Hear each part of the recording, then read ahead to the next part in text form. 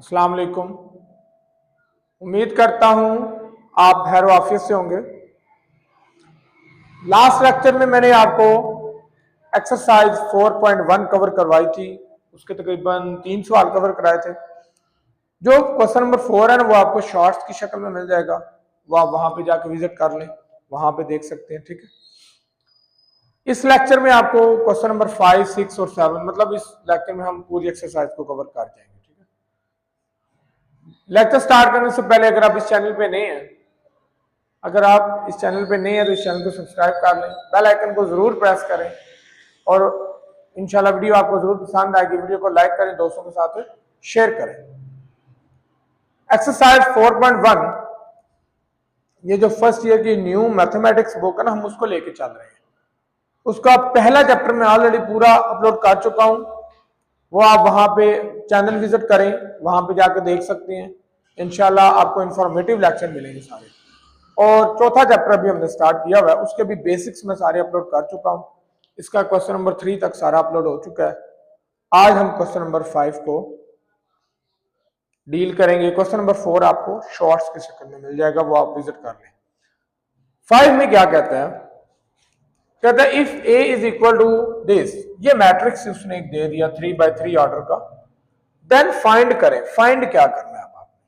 Find आपने क्या करना है जी? A plus A transpose, A minus A transpose, A multiply A transpose, A transpose multiply A, and A transpose का whole transpose, A transpose का whole transpose, वो आपने फाइंड आउट करना है। चलें जी, सबसे पहले इसमें जो बात आपने फाइंड करनी है वो है ए का ट्रांसपोज।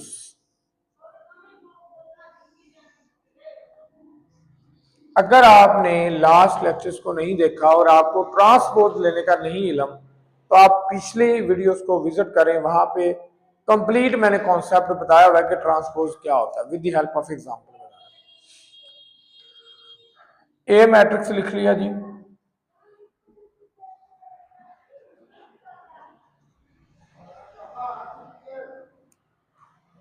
अब यहां पे क्या होगा जी?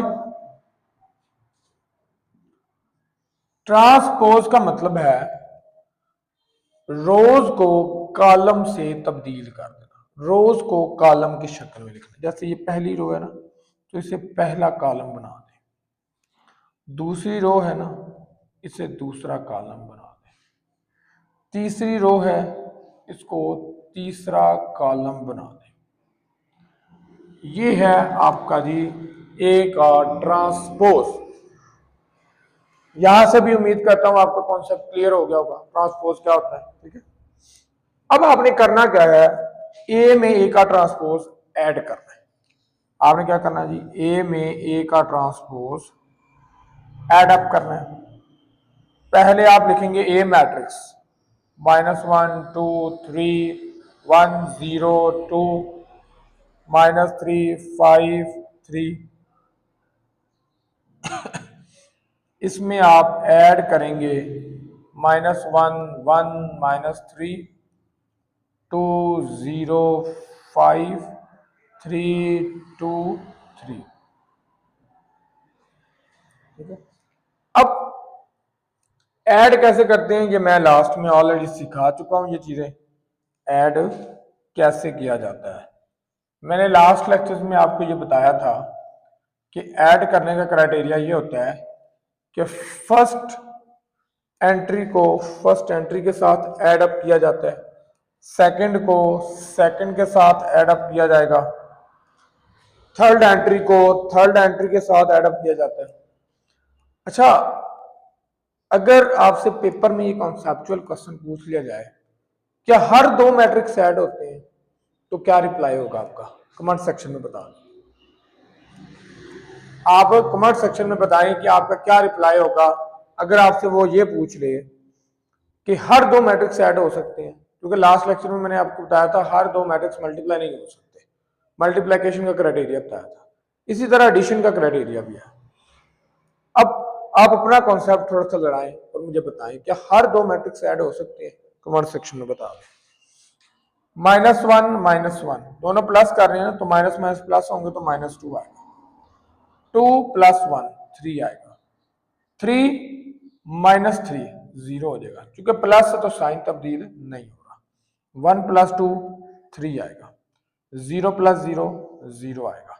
2 + 5 7 आएगा। -3 + 3 0 आएगा। 5 + 2 7 आएगा। 3 + 3 6 आएगा। ये आपके पास जो वो एडिशन वाला मैट्रिक्स बन के आ गया। पहला पार्ट सॉल्व, बहुत इजी सा काम है। सेकंड पार्ट भी आप इसी तरह ही सॉल्व करेंगे। सेकंड पार्ट भी आप इसी तरह सॉल्व करेंगे, ठीक है। मजीद मैं आपको एक और को पार्ट करवा देता हूं, इनमें से ही मल्टीप्लिकेशन का करा देता हूं, ठीक है। या आप ये पार्ट पहले कर लें, ए ट्रांसपोज का ट्रांसपोज, उसका आंसर क्या निकलेगा देखें। ए ट्रांसपोज का आंसर हमने निकाला हुआ है, वो क्या था, ये वाला -1 1 -3 2 0 5 3 2 3, ये आंसर था ए ट्रांसपोज का। अब इसका भी वो कहते हैं जी ट्रांसपोज लो, इसका भी क्या लेना है जी आपने, ट्रांसपोज लेना है। अब इसका जब आप ट्रांसपोज लेंगे ना, तो वो दोबारा ए मैट्रिक्स बन के आता है। ये बात याद रखनी है, पेपर के लिहाज से भी ये चीज इंपॉर्टेंट है, पूछी जा सकती है कि किसी भी मैट्रिक्स का डबल ट्रांसपोज किया जाए तो वो किसके इक्वल होता है जी, वापस उसी मैट्रिक्स के इक्वल होता है। ए है ना तो मैट्रिक्स, उसका ट्रांसपोज लें, अगेन उसका ट्रांसपोज लें तो वो वापस ए ही बन के आता है, ठीक है। ये बात आपने याद रखनी है यहाँ पे, ठीक है। तो ये देखें, ये पार्ट भी सॉल्व हो गया। नेक्स्ट उन दोनों पार्ट में से कोई हम एक पार्ट करते हैं।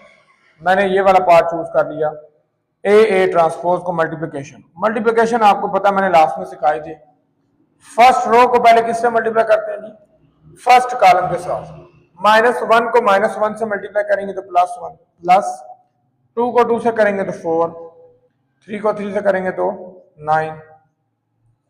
पूरा हो गया काम। अब फर्स्ट रो को किससे करना है जी, सेकंड कॉलम के साथ। -1 को 1 से करेंगे तो -1, 2 को 0 से करेंगे तो 0 आएगा, 3 को 2 से करेंगे तो 6 आएगा। काम खत्म। फर्स्ट रो को अब किससे करना है जी, थर्ड कॉलम से करना है।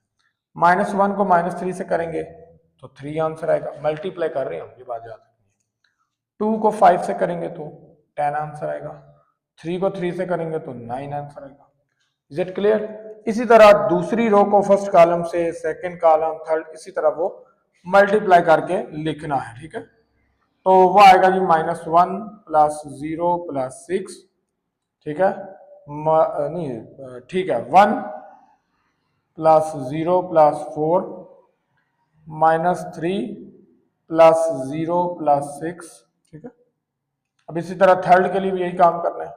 वो आएगा 3 + 10 + 9 -3 + 0 + 6 एंड नेक्स्ट आ जाएगा जी 9 + 25 + 9, ठीक हो गया। -3 को 3 से करेंगे तो 9 आएगा, -3 से 5 को 5 से करेंगे तो 25 आएगा, 3 को 3 से करेंगे तो अगेन 9 ही आएगा। अब इन दोनों को बस आपने क्या करना है जी, इनको मतलब आपस में आप ऐड अप कर दें और आपका आंसर आ जाएगा, ठीक है। हाँ जी, क्या करेंगे जी, ये इनको ऐडअप करेंगे, ये आएगा 14, इनको ऐडअप करें तो ये 5 आएगा आंसर, क्योंकि प्लस माइनस माइनस हो जाएगा।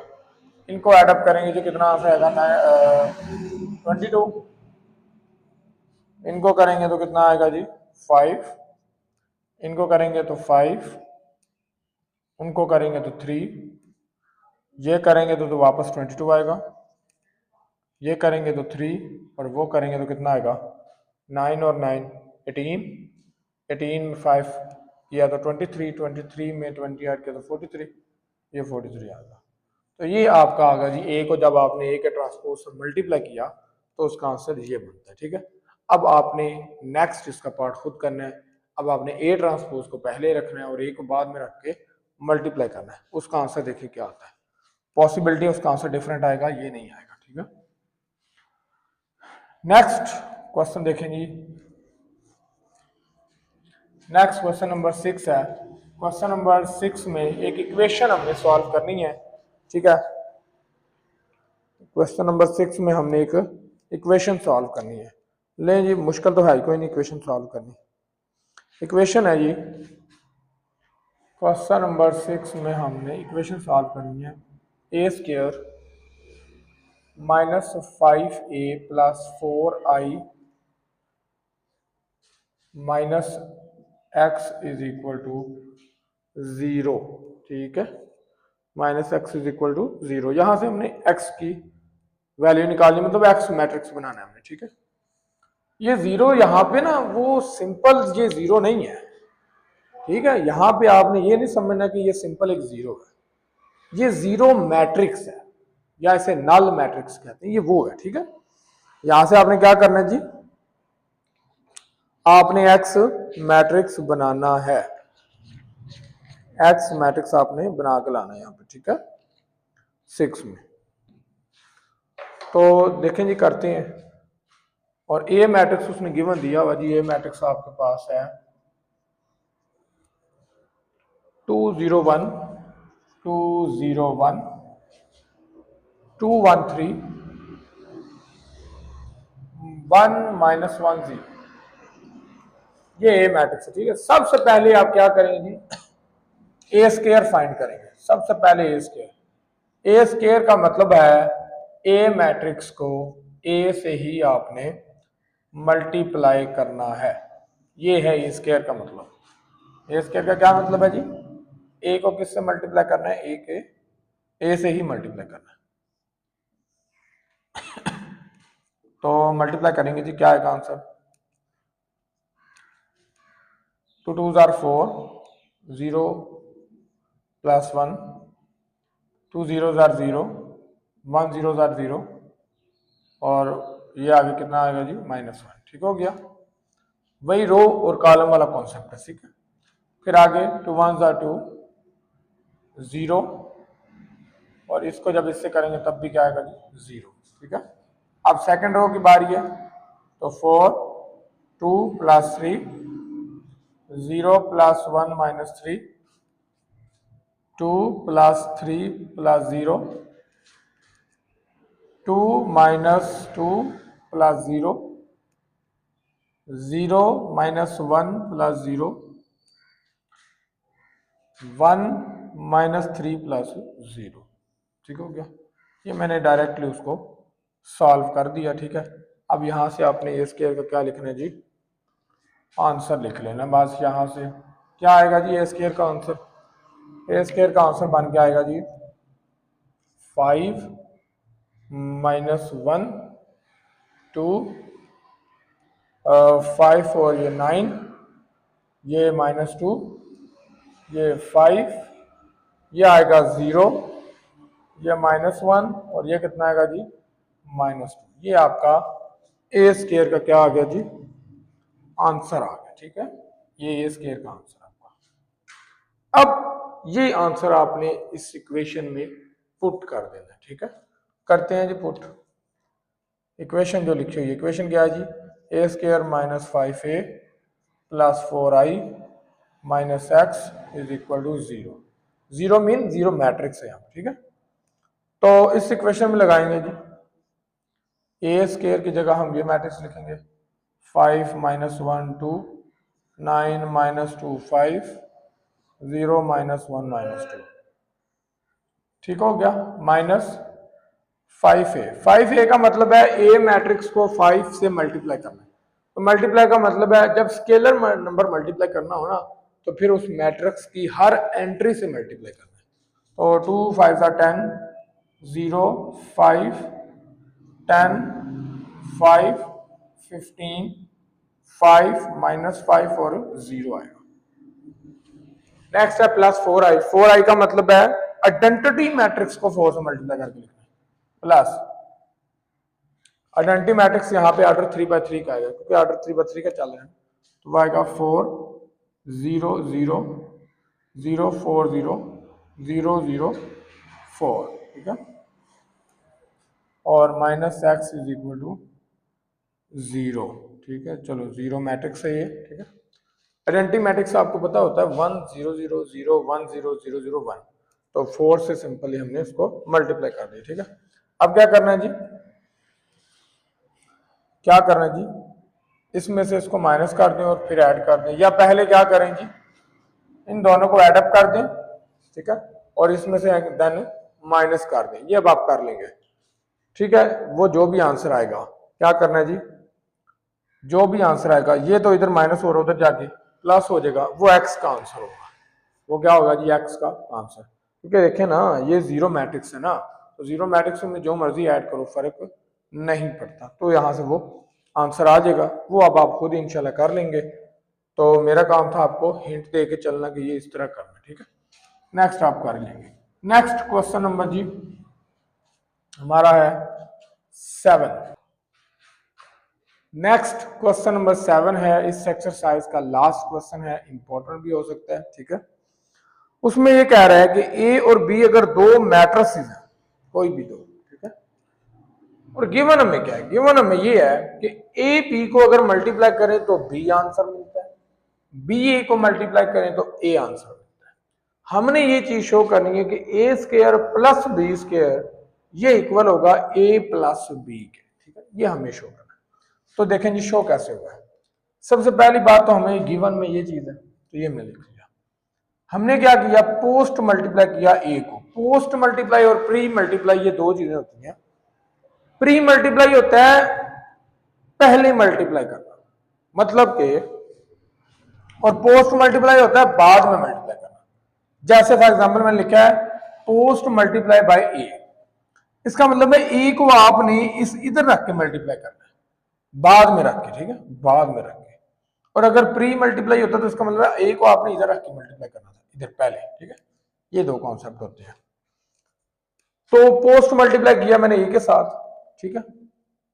अब क्या हुआ, अब आपको पता है मैट्रिसेस में एसोसिएटिव लॉ होल्ड करता है, तो यहां हम एसोसिएटिव लॉ लगा सकते हैं। एसोसिएटिव लॉ लगा के मैंने लिख लिया A into B A is equal to B A. अब बी ए आपको पता है किसके इक्वल है, ए के इक्वल है, तो मैंने यहाँ पे ए रिप्लेस कर दिया। ये तो ए स्क्वायर बन गया ना, ए स्क्वायर किसके इक्वल आ गया, ए के, तो उसको मैंने 1 का नाम दे दिया, ठीक है। सिमिलरली अब दूसरी कंडीशन को यूज किया, अब पोस्ट मल्टीप्लाई मैंने कर दिया बी के साथ, पहले ए के साथ किया, अब बी के साथ किया। बी के साथ किया तो यहाँ पे अगेन एसोसिएटिव लॉ ही यूज करना है, ठीक है। तो बी बाहर आ जाएगा, ए बी इनके साथ इकट्ठा हो जाएगा, ठीक है। तो ये आ गया B into A B is equal to A B. A B किसके इक्वल है जी, वो बी के इक्वल है, तो ये B into B, B square बन जाएगा, और ये किसके इक्वल आ गया, बी। तो 1 से ए स्क्वायर ए के इक्वल आ गया, 2 से बी स्क्वायर बी के इक्वल आ गया। तो हम फ्रॉम 1 एंड 2 क्या हम ये बात लिख नहीं सकते कि A square plus B square is equal to होगा ए स्क्वायर की जगह ए आ जाएगा प्लस बी स्क्वायर की जगह बी आ जाएगा। तो हैंस वो चीज आपकी प्रूव होगी। उम्मीद करता हूं आपको क्वेश्चन अच्छी तरह अंडरस्टैंड हो चुके होंगे, लेक्चर समझ आ चुका होगा। चैनल को सब्सक्राइब करना नहीं भूलना, दोस्तों के साथ जरूर वीडियो को शेयर किया करें। आपके लिए मैं बहुत मेहनत कर रहा हूं, तो आप मेरे लिए इतना तो करें ना कि चैनल को सब्सक्राइब करके दोस्तों के साथ जरूर शेयर करें। अच्छा, नेक्स्ट हम जो डिटर्मिनेंट्स हैं वो पढ़ेंगे नेक्स्ट लेक्चर में, ठीक है। डिटर्मिनेंट्स क्या होती हैं, ठीक है, मैट्रिसेस में क्या अहमियत रखती हैं, ठीक है, इसको निकालने के क्या क्या। देखें अभी तक आपने जो डिटर्मिनेंट पढ़ा था ना वो जस्ट 2x2 मैट्रिक्स का पढ़ा हुआ था। इस क्लास में फर्स्ट ईयर में मैं आपको ये सिखाऊंगा कि 3x3 या उससे हायर ऑर्डर का अगर मैट्रिक्स आ जाता है तो उसका डिटर्मिनेंट कैसे निकाला जाता है, वो मैं यहाँ पे सिखाऊंगा। नेज हम प्रॉपर्टीज कुछ पढ़ेंगे, ठीक है, वो सारी चीजें डिस्कस करके हम इंशाल्लाह फिर डिटर्मिनेंट निकालना सीखेंगे, और इसकी अहमियत भी है। नेक्स्ट हम जब डिटर्मिनेंट निकालना सीख लेंगे और ये एक्सरसाइज अपनी जो नेक्स्ट है वो कंप्लीट कर लेंगे, उसके बाद हमारी ये लास्ट एक्सरसाइज बचेगी, एंड देन आपका ये चैप्टर नंबर 4 एंड हो जाएगा। उम्मीद करता हूँ आपको लेक्चर अच्छे लग रहे होंगे, इंफॉर्मेटिव लग रहे होंगे। चैनल को सब्सक्राइब करना नहीं भूलना। इंशाल्लाह मिलेंगे नेक्स्ट वीडियो में। अल्लाह हाफिज़।